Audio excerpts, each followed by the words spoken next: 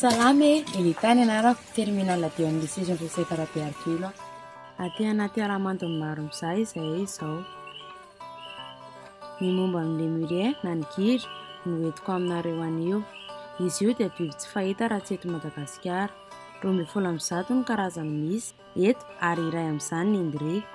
Ny indri moa izany ny gidro lehibe indrindra, velona amin'izao fotoana. Ny fianakaviana iray ny atao hoe groupe iray izay ahitana indri 3 hatramin'ny 5 ao anatiny, ny ray, ny reny ary ny zanaka. Maro ny groupe misy sy miaina ao anaty ala, samy manana ny toeram-ponenana izy ireo, antsoina koa hoe territoire, izay mirefy 3 hatramin'ny 10 hektara ny habeany. Ny babakoto dia tsy manambady afa-tsy iray ihany ary miaraka mandrapahafaty izy roa ireo, antsoina izy hoe monogame.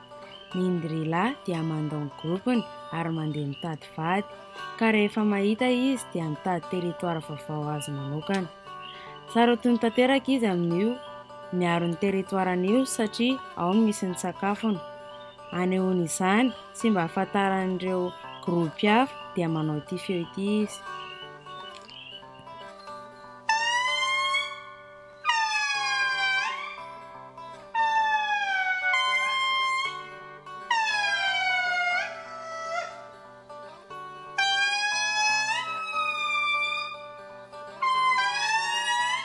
Marihana fa io feoan'io dia eno any amin'ny 3 km any ho any ny akony. Io no atao hoe cri territorial. Matetika indimy isan'andro izy no maneno, amin'ny 5 ora maraina rehefa izy fo, amin'ny 7 ora sasany rehefa ao anaty territoirany izy, amin'ny 12 ora sasany rehefa hanomboka hiala sasatra, amin'ny 2 rehefa vita fiala sasatra ary amin'ny 3 rehefa alohan'ny hatory.